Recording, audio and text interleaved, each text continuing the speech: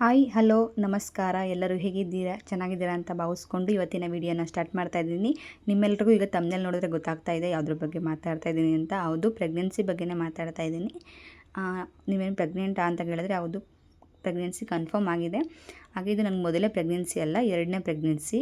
ಅದಕ್ಕೂ ಇದಕ್ಕೂ ತುಂಬಾ ವ್ಯತ್ಯಾಸ ಇದೆ. ನಾನು ಮೊದಲೇ ಪ್ರೆಗ್ನೆನ್ಸಿನ ಎಕ್ಸ್ಪೀರಿಯೆನ್ಸ್ ಮಾಡಿದ್ರು ಕೂಡ ನನಗೆ ಎರಡನೇ ಪ್ರೆಗ್ನೆನ್ಸಿ ಇಷ್ಟೊಂದು ಗೆಸ್ ಮಾಡೋಕ್ಕೆ ತುಂಬಾ ಕಷ್ಟ ಆಯಿತು. ಯಾವ ಥರ ಅಂತಂತಂದರೆ, ನಾನು ಯೂರಿನ್ ಟೆಸ್ಟ್ ಮಾಡಿದರೂ ಕೂಡ ಅಲ್ಲಿ ಪಾಸಿಟಿವ್ ಬಂದಿದ್ದರೂ ಕೂಡ ನನಗೆ ಯಾವುದೇ ಥರ ಸಿಮ್ಟಮ್ಸ್ ಕಾಣಿಸ್ಕೊಂಡಿರಲಿಲ್ಲ.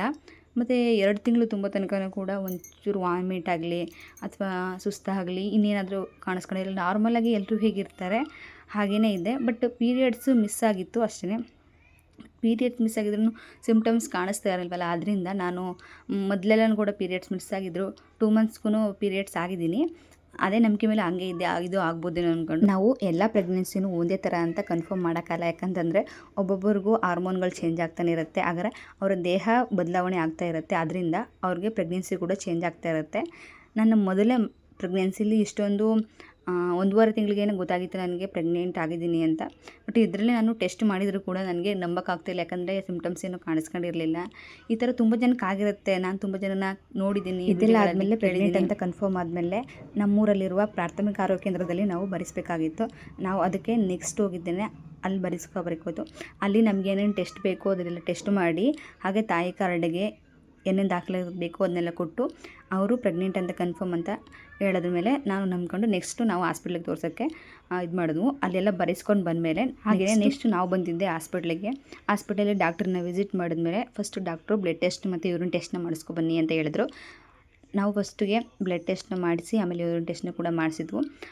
ರಿಪೋರ್ಟ್ ಬರೋ ತನಕ ವೆಯ್ಟ್ ಮಾಡ್ತಾಯಿದ್ವು. ಇದೆಲ್ಲ ಬಂದು ರಿಪೋರ್ಟ್ ಬಂದಾದಮೇಲೆ ನೋಡಿ, ಇದೇನೇ ಹಾಸ್ಪಿಟಲು. ಹಾಗೆ ನಾವು ಯಾವ ಹಾಸ್ಪಿಟಲ್ ತೋರಿಸ್ತಿದ್ದೀನಿ ಅಂತ ಆಮೇಲೆ ಹೇಳ್ತೀನಿ ಕೊನೆಯಲ್ಲಿ. ಈಗ ಹಾಸ್ಪಿಟಲಲ್ಲಿ ನಾವು ದಿನ ಚೆಕಪ್ ಮಾಡ್ತಾರೆ, ಅಂದರೆ ತಿಂಗಳು ಹೋದಾಗ ಚೆಕಪ್ ಬರುತ್ತಿರ್ತಾರೆ. BP ಚೆಕ್ ಮಾಡ್ತಾರೆ, ಶುಗರ್ ಚೆಕ್ ಮಾಡ್ತಾರೆ, ಹಾಗೆ ಥೈರಾಯ್ಡ್ ಇದ್ದರೆ ಥೈರಾಯ್ಡ್ ಚೆಕ್ ಮಾಡ್ತಾರೆ.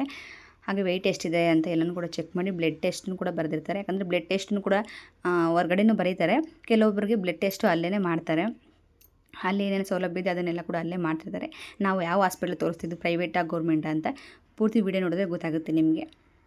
ಹಾಗೆ ಬ್ಲಡ್ ಟೆಸ್ಟಲ್ಲಿ ಬ್ಲಡ್ ಎಷ್ಟಿದೆ, ಹಾಗೆ ಯಾವ ಬ್ಲಡ್ ಗ್ರೂಪು ಅಂತೆಲ್ಲ ಕೂಡ ಮೆನ್ಷನ್ ಮಾಡಿರ್ತಾರೆ. ಶುಗರು ಅಥವಾ ಬೇರೆ ಇನ್ಯಾವುದು ಥೈರಾಯ್ಡ್ ಸಮಸ್ಯೆ ಇನ್ನೇನಾದರೂ ಇದೆಯಾ ಅಂತ ಚೆಕ್ ಮಾಡಿ ನಮಗೆ ರಿಪೋರ್ಟ್ ಕೊಟ್ಟರು. ನಾನು ಅದನ್ನು ತಗೊಂಡೋಗಿ ಡಾಕ್ಟ್ರು ತೋರಿಸಿದ ಮೇಲೆ ಡಾಕ್ಟ್ರು ಎಲ್ಲ ನಾರ್ಮಲ್ ಆಗಿದೆ, ಮುಂದೆ ಸ್ಕ್ಯಾನಿಂಗ್ ಮಾಡಿಸ್ಕೊಂಡು ಬನ್ನಿ ನೆಕ್ಸ್ಟ್ ತಿಂಗಳು ಅಂದ್ಬಿಟ್ಟು ಸ್ಕ್ಯಾನಿಂಗ್ಗೆ ಬರ್ಕೊಟ್ಟಾರೆ. ನಾವು ಸ್ಕ್ಯಾನಿಂಗ್ನು ಮಾಡಿಸ್ಕೊಂಡು, ಅಂದರೆ ಸ್ಕ್ಯಾನಿಂಗು 3 ತಿಂಗಳ ಮೇಲೆ ಅಥವಾ 3.5 ತಿಂಗಳಿಗೆ ಮಾಡಿಸಿ ಅಂತ ಹೇಳಿದರು. ನಾವು 3 ತಿಂಗಳ ಮೇಲೆ 1 ವೀಕ್ ಆಗಿತ್ತು, ಆವಾಗ ಹೋಗಿ ಮಾಡಿಸಿದ್ವು. ಹಾಗೆ ಸ್ಕ್ಯಾನಿಂಗ್ ಎಲ್ಲ ಮಾಡಿಸ್ಕೊಂಡು ಮತ್ತೆ ರಿಪೋರ್ಟನ್ನು ಡಾಕ್ಟ್ರಿಗೆ ತೋರಿಸಿದ್ವಿ. ಅವರು ಅಂತಂದ್ರೆ ಡಾಕ್ಟ್ರು ಎಲ್ಲ ಕರೆಕ್ಟಾಗಿದೆ, ಆ ಪಾಪದು ಹಾರ್ಟ್ ಬೀಟ್ಸು ಹಾಗೆ ಎಲ್ಲ ಭ್ರೂಣನೂ ಕೂಡ ಕರೆಕ್ಟ್ ಜಾಗದಲ್ಲೇ ಇದೆ, ಏನೂ ಪ್ರಾಬ್ಲಮ್ ಇಲ್ಲ, ನಾರ್ಮಲ್ ಆಗಿದೆ ಅಂಥೇಳಿ ನಮಗೆ ರಿಪೋರ್ಟ ಕೊಟ್ಟಿದ್ದಾರೆ. ಹಾಗೆ ಪಾಪದ್ದು ಹಾರ್ಟ್ ಬೀಟ್ ಎಷ್ಟಿತ್ತು ಅಂತಂತಂದರೆ ರೆಗ್ಯುಲರ್ ಆಗೇ ಇತ್ತು, 130 ಇತ್ತು. ಎಲ್ಲ ಕೂಡ ನಾರ್ಮಲ್ ಆಗಿದೆ ರಿಪೋರ್ಟಲ್ಲಿ.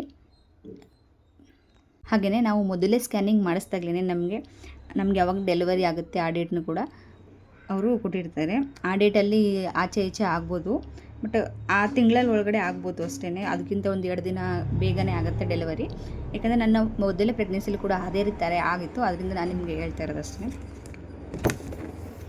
ಮತ್ತು ಬ್ಲಡ್ ಟೆಸ್ಟಲ್ಲೂ ಕೂಡ ಅಲ್ಲೂ ಬ್ಲಡ್ ಟೆಸ್ಟ್ ಬರೆದಿರೋ ಅಲ್ಲೂ ಕೂಡ ನಾರ್ಮಲ್ ಆಗಿದೆ. ಅಲ್ಲೂ ಕೆಲವೊಂದು ಅಷ್ಟು ಟೆಸ್ಟ್ಗಳೆಲ್ಲ ಮಾಡ್ತಾರೆ ಸ್ಕ್ಯಾನಿಂಗಲ್ಲೂ ಕೂಡ, ಅದನ್ನೆಲ್ಲ ಕಂಪ್ಲೀಟಾಗಿ ಮಾಡಿಸ್ಕೊಂಡು ಎಲ್ಲ ನಾರ್ಮಲ್ ಆಗಿದೆ ಅಂತ ಬಂದಿದೆ. ಹಾಗೆಯೇ ಇದು ನಮ್ಮ ಪಾಪು ಹೇಗೆ ಕಾಣಿಸ್ತಾ ಇದೆ ಅಂತ ಅವರು ಸ್ಕ್ಯಾನಿಂಗ್ ರಿಪೋರ್ಟಲ್ಲಿ ಹಾಕಿರೋದು. ಹಾಗೆ ಹಾರ್ಟ್ ಬೀಟ್ಸು ಆವಾಗ ಎಷ್ಟು ಗ್ರಾಮ್ ಇತ್ತು ಎಲ್ಲ ಕೂಡ ಮೆನ್ಷನ್ ಮಾಡಿದ್ದಾರೆ. ಹೇಳ್ತೀನಿ ಪಾಪು ಎಷ್ಟು ಗ್ರಾಮ್ ಇತ್ತು ಅಂತಂತಂದರೆ, ಆವಾಗ 135 ಗ್ರಾಮ್ ಅಷ್ಟೇ ಇದ್ದಿದ್ದು.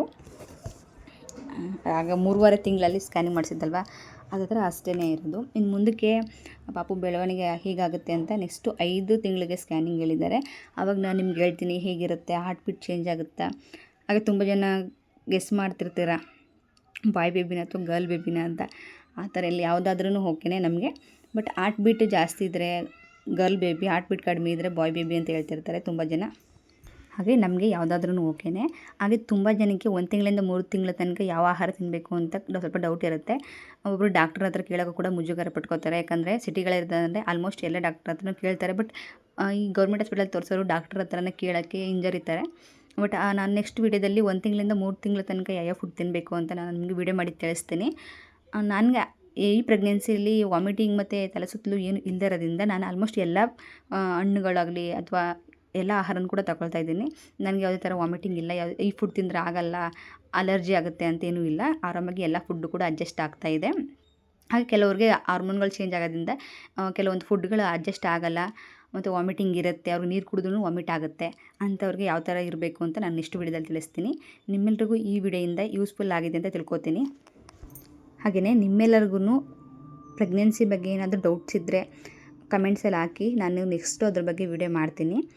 ಆದಷ್ಟು ನನಗೆ ತಿಳಿದಿರೋಂಥ ಇನ್ಫಾರ್ಮೇಷನ್ ಎಲ್ಲ ನಿಮಗೆ ಕೊಟ್ಟಿದ್ದೀನಿ. ನೆಕ್ಸ್ಟ್ ತಾಯಿ ಕಾರ್ಡ್ ಬಗ್ಗೆ ತಿಳಿಸ್ತೀನಿ. ತಾಯಿ ಕಾರ್ಡಿಂದ ಏನೇನು ಪ್ರಯೋಜನ, ಅದರಿಂದ ಏನೇನು ಲಾಭ ಇದೆ ಅಂತ ಕೂಡ ನೆಕ್ಸ್ಟ್ ನಿಮಗೆ ವಿಡಿಯೋ ಮಾಡಿ ತಿಳಿಸ್ತೀನಿ. ನಿಮ್ಮೆಲ್ಲರಿಗೂ ಈ ವಿಡಿಯೋ ಇಷ್ಟ ಆಗಿದ್ದರೆ ಪ್ಲೀಸ್ ಸಪೋರ್ಟ್ ಮಾಡಿ, ಹಾಗೆ ಸಬ್ಸ್ಕ್ರೈಬ್ ಮಾಡಿಕೊಂಡು ನೋಡಿ ವಿಡಿಯೋನ. ಹೊಸ ಪ್ರೆಗ್ನೆನ್ಸಿ ಕನ್ಫರ್ಮ್ ಮಾಡ್ಕೋಬೇಕು ಅಂದ್ಕೊಳ್ಳೋರಿಗೆ ಈ ವಿಡಿಯೋನ ಶೇರ್ ಮಾಡಿ, ಪ್ರೆಗ್ನೆಂಟ್ ಆಗಿರೋರಿಗೆ ಈ ವಿಡಿಯೋನ ಶೇರ್ ಮಾಡಿ, ತುಂಬ ಹೆಲ್ಪ್ ಆಗುತ್ತೆ ಅವರು ಕೂಡ. ಹಾಗೆ ನಾವು ಯಾವ ಹಾಸ್ಪಿಟಲ್ ತೋರಿಸ್ತಾ ಇದ್ದೀನಿ ಅಂತಂದರೆ, ನಾನು ತೋರಿಸ್ತಾ ಇರೋದು ಗೌರ್ಮೆಂಟ್ ಹಾಸ್ಪಿಟಲು. ಮುಂದೆ ಅದರ ಬಗ್ಗೆ ಕೂಡ ಹೇಳ್ತೀನಿ, ಯಾಕಲ್ಲಿ ತೋರಿಸ್ತಾ ಇದ್ದೀನಿ ಅಂತ. Thank you so much video ನೋಡಿದ್ದಕ್ಕಾಗಿ.